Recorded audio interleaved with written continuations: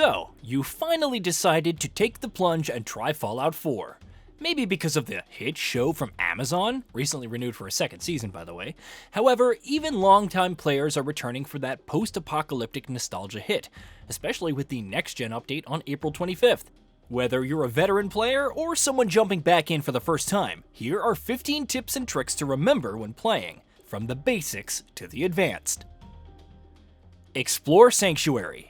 When you emerge from Vault 111, it will be in Sanctuary. It's undergone some drastic renovations, but while you might want to venture out in the world immediately, take the time to explore the town. There's plenty of loot to discover, from a Grognak the Barbarian book that increases critical hit damage with unarmed and melee attacks, to a Your Special book, which allows for putting 1 point into any attribute. If you indulge in lockpicking, it's worth returning for the advanced safes, though beware of the novice level safe in the Hawthorne house. After encountering and recruiting Dogmeat, return to Vault 111 and venture to the Overseer's room to find the Cryolator. It's behind a master lock, but if you ask Dogmeat to retrieve it, then it becomes accessible from the early goings. Though not the best weapon, plus additional ammo does get costly, it might be handy for the early goings. Overseer's Guardian. If you want one of the best weapons in the early game, which scales pretty well into the mid and end game, go to Vault 81, just southeast of Oberlin Station and Relay Tower 1DL109. Venture to Combs Commissary after completing the quest and buy it. This unique combat rifle fires an additional projectile, thus dealing more damage, and its ammo type is also fairly common. It's best used as a mid-ranged weapon, especially when paired with the Rifleman perk, but you can also modify it into a fully automatic weapon for close-range combat. Indulge in crafting. Get used to workbenches. They can significantly overhaul weapons, modify power armor, improve and repair armor, and much more. Make sure to pick up the Gun Nut and Blacksmith perks for ranged and melee weapons, Science for energy weapons. They allow access to higher level mods for even more potent combinations. Based on the options available, you can improve a weapon's accuracy, ammo capacity, recoil, and even reduce its action point cost. Recommended junk to collect. Fallout 4 places a pretty big emphasis on collecting materials throughout the Commonwealth.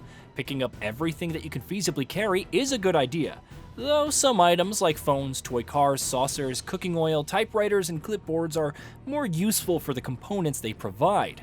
Make sure to periodically transfer junk to the crafting station at your settlement to avoid encumbrance. Though remember to set up supply lines, which requires the local leader perk, so they're available to all player-owned settlements. Tag for search-specific materials. If you're overwhelmed by the sheer number of materials when going out and collecting, there's an easier way to sort through all the junk for those necessary components. Go to the Junk tab in your Pip-Boy and change to Component View. Select the one in question and then tag for search. When you venture out into the world, look for items with a magnifying glass icon, and they'll have the tagged components. How to easily get adhesive. As you craft more and more, it becomes clear that some components, like adhesive, are rarer than others. While you can purchase it from several vendors like Penny and Covenant and Myrna and Percy in Diamond City, there's an easy solution: vegetable starch. You need a bottle of purified water, 3 corn, 3 mutfruit, and 3 potatoes. Use these at a cooking station and then scrap the result for 5 adhesives. You can grow the vegetables at a settlement and use a purifier to obtain the water. The best perks.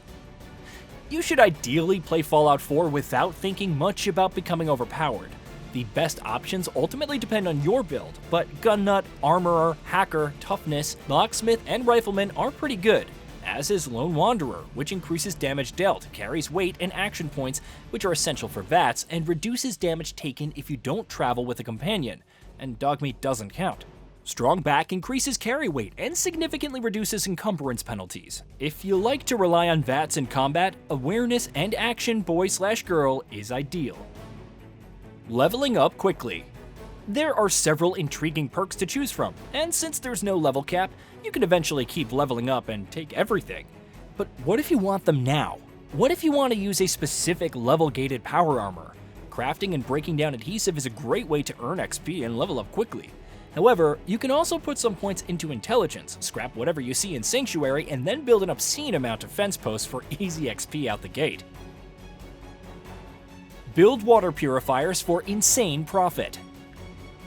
Purified water sells for high amounts in the Commonwealth, so how do you best exploit this for maximum profit? First, build some industrial water purifiers and ensure they're running constantly. Sleep for 48 hours and then move the purified water to a container now and again. Take it all to the nearby vendors, or wait for Carla to show up and sell it to her, and repeat the process to swim in caps. Avoiding and curing rads. Since this is a world that just suffered a post-nuclear fallout, radiation, or rads, are something to be wary of because they can reduce your overall maximum health. Your Pip-Boy will warn you of locations with high rads, but it won't be obvious until you're actually suffering from the same. Don't swim in the ocean or bodies of water that set your Pip-Boy off. As you progress, items like Radaway, Refreshing Beverage, and Mysterious Serum will counteract rads. The hazmat suit and power armor can also provide rad resistance, though becoming completely immune is difficult. Well-rested perk. Rest well and rest often, and not just because it's good for you in real life. Sleeping in-game not only restores your health, but also provides a limited time buff that increases XP earned by 10%. Every little bit counts. Use VATS to spot mines. Even if you're good at aiming, VATS is ideal for dealing significant damage to enemies, which various special perks help facilitate. However, they have another useful function: detecting mines. If you enter a location like Boston Airport or College Square in Cambridge and are wary of mines, activate VATS to spot and take them out. Hacking with brackets. Hacking can be tough, especially with the limited retries and potentially being locked out of a terminal. However, there is a way to reduce the filler passwords or even reset the number of tries: matching brackets. Look for symbols and punctuation marks between the same types of brackets. There are conditions though. It doesn't work on whole words and the brackets must be on the same line, but it can make things much easier. Reset the world. Want to rematch against particular enemies or reset cleared locations? Try sleeping for 30 days straight on normal difficulty. This will cause them to reset, though some say it's 20 days. Uncleared areas usually take 7 days to respawn, so it's a good idea to not kill everything and then sleep for 7 days to reset it. Play without fast travel. This may seem a little scary to those who played Starfield, but no fast travel or very minimal amounts is the best way to play Fallout 4. You encounter different random events and occurrences, discover areas with interesting backgrounds and stories, and much more. Min-maxing and fully optimizing a run is fine, but sometimes it's also about the journey and what you find. Hey, did you know that we at Gaming Bolt upload new videos every day? Stick around, drop a like, subscribe, and hit that bell, and let us know what kind of content you'd like to see in the future with a comment below.